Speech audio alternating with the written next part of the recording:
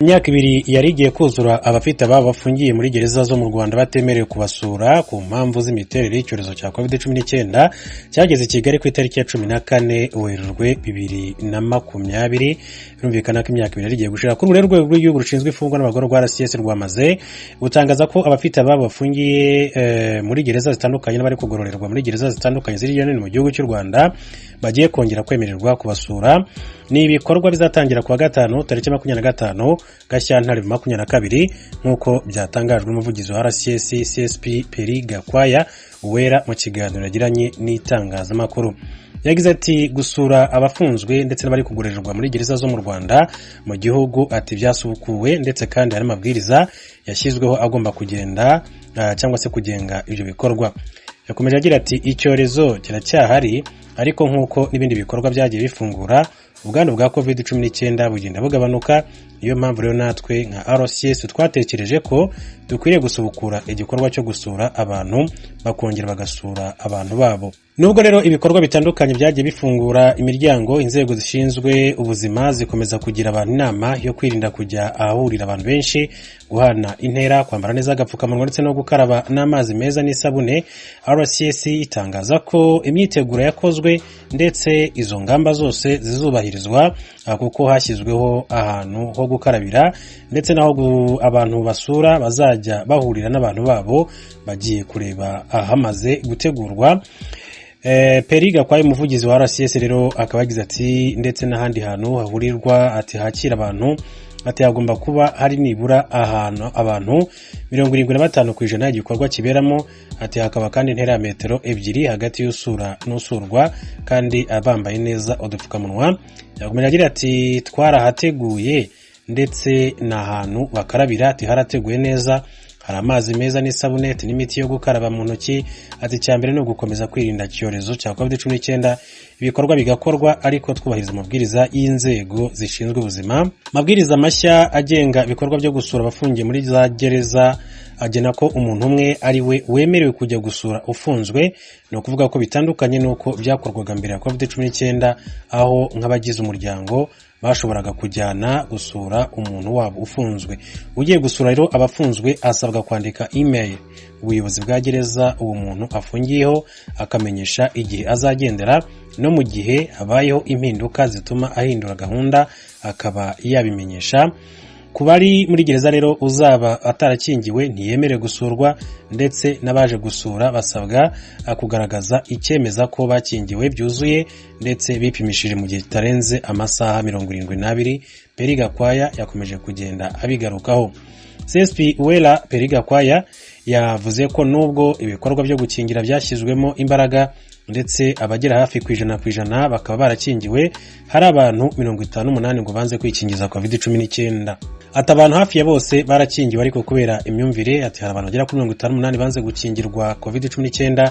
Dukomeje kubigisha kugira ngo bahindure iyo myumvire, bumve ko kwikingiza ari inyungu zabo nk'abanyarwanda bose muri rusange. Itangazo rihagarika gusura abafungiye muri za gereza zo mu Rwanda ryasohotse ku itariki ya 16 Werurwe 2020 hashize iminsi 2 umuntu wa mbere urwaye COVID-19 agaragaye mu Rwanda. Uwera Peri Gakwaya yavuze ko hari harashyizweho nimero ya telefone yifashishwa mu kohereza abafunzwe amafaranga kandi ababishinzwe bakayabagezaho. Ati mu by'ukuri rero ubuzima bwakomezaga byari bimeze neza nta kibazo. Ati ikindi kandi tuributsa abantu ko icyorezo kigihari, abafite uburyo bohereza abantu babo ayo mafaranga bakomeze babikore.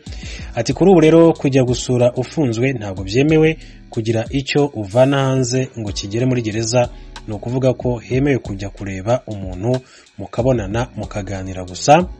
Ati hari ibindi bitemewe, ati birimo ibikoresho byateza umutekano muke haba ku bafunzwe cyangwa se gereza muri rusange, birimo telefone, kamera, intwaro ndetse n'ibindi. Kugeza ubu mu Rwanda hari gereza zigera kuri 13 zicumbikiye abantu 81,535. Mbere ya COVID-19 RCS yakiraga abantu babarirwa hagati y'ibihumbi 10 n'ibihumbi 20 baje gusura abafunzwe. Kuri ubu rero byitezwe ko mu minsi bazajya hakirwa rero abagera mu bihumbi 8 kuri gereza zose nk'uko byagiye bigarukwaho.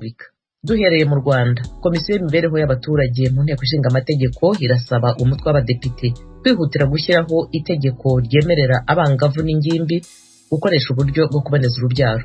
Abadepite bagize iyi komisiyo bumvikanisha ko byagabanya umubare munini w'abana b'abakobwa basigaye babyara bakiri bato.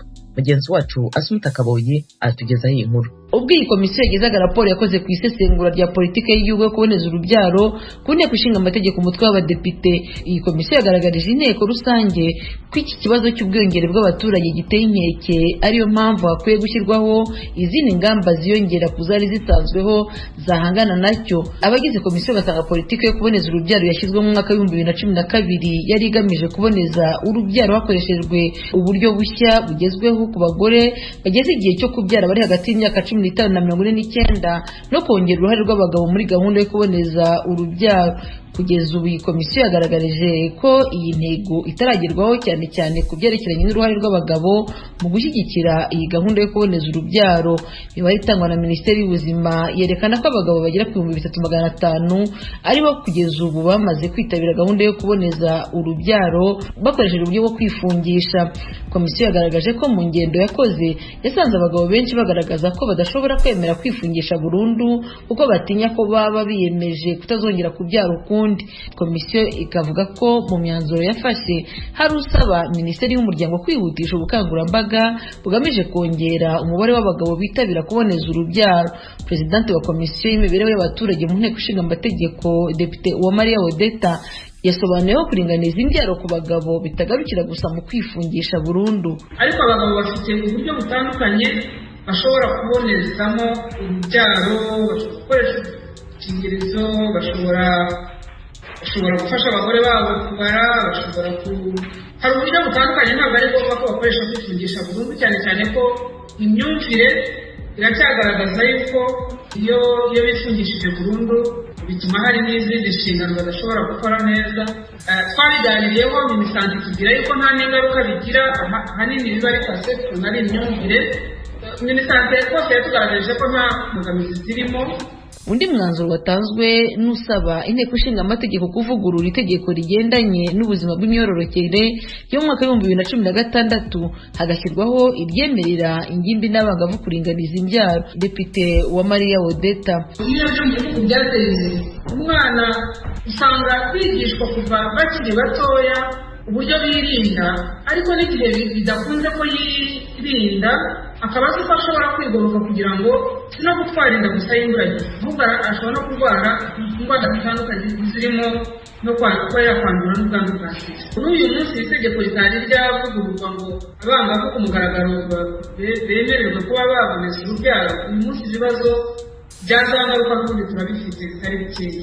Imibare ni myinshi pe, y'abana bacikiriza amashuri, y'abatwara inzira z'imburagihe, y'abakuramo uburwayi. Twabonye ko ku rwego rwa OMS imyaka yo kubyara yemewe cyangwa y'uburumbuke bagafatiraho iriya mibare y'imyaka 15, mu gihe y'ubukure yacu 18. Kumva ko ibyo bintu ntabwo bihura na gato. Iyi ngingo yateje impaka mu nteko ishinga amategeko, bamwe mu badepite bagaragaza ko bwaba ari uburyo bwo gushishikariza urubyiruko kwishora mu mibonano mpuzabitsina, abandi bakumvikanisha ko ukurikije imibare y'abana b'abakobwa barimo guterwa inda imburagihe ari ngombwa ko ingimbi n'abangavu bahabwa uburenganzira bakajya muri gahunda yo kuboneza urubyaro. Bamwe mu bana b'abakobwa bavuganye n'Ijwi rya Amerika batangaza ko bakeneye kuringaniza imbyaro nabo, abandi bakerekana ko babikora ariko bihisha ababyeyi babo. Ngiye kubera ko mama ari umurokore ntabwo nabimubwiye, kuko iyo mbimubwira ntiyari bubyemere, we yari bufate indi ntera. Ngiye nabikoze njye n'umutimanama wanjye, ndavugane n'ubundi nta ngaruka zigaragara ashobora kubona z'uko naboneje, ariko nintaboneze cyangwa ejo bundi nkatwara inda zose azibona. Kugeza ubu imibare itangazwa na Minisiteri y'Ubuzima igaragaza ko abakoresha uburyo bugezweho bwo kuringaniza imbyaro bavuye kuri 4% mu mwaka w'ibihumbi 2000 bagera kuri 58% mu mwaka w'ibihumbi 2019-2020. Asumta Kaboyi, Ijwi rya Amerika, i Kigali. Asumta Kaboyi, urakoze. Urukiko rusesa imanza rw'Ubufaransa rwaraye ruciye iteka ko dosiye y'iraswa ry'indege y'uwahoze ari umukuru w'igihugu cy'u Rwanda mu 1994 Juvenal Habyarimana ifungwa burundu. Thomas Kamirindi aragaruka kuri iyi dosiye yari yarangije umubano w'u Rwanda n'Ubufaransa. Mu mugoroba wo ku itariki ya 6 y'ukwezi kwa 4 1994 umukuru w'igihugu cy'u Rwanda Juvenal Habyarimana yaravuye mu nama na bagenzi be bo mu karere i Dar es Salaam muri Tanzania.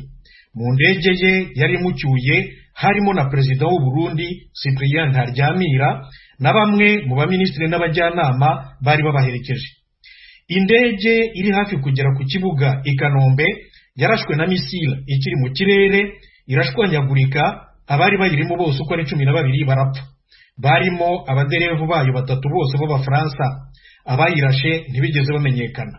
Mu 1998 imiryango y'abaderevu yaregeye ubutabera bw'Ubufaransa icyaha cy'ubuhotozi gishamikiye ku mugambi w'iterabwoba. Bareze X kuko batazi uwarashe indege. Uwari umukuru w'urwego rw'ubugenzacyaha juge d'instruction Jean-Louis Bruguière yatangiye anketi muri uwo mwaka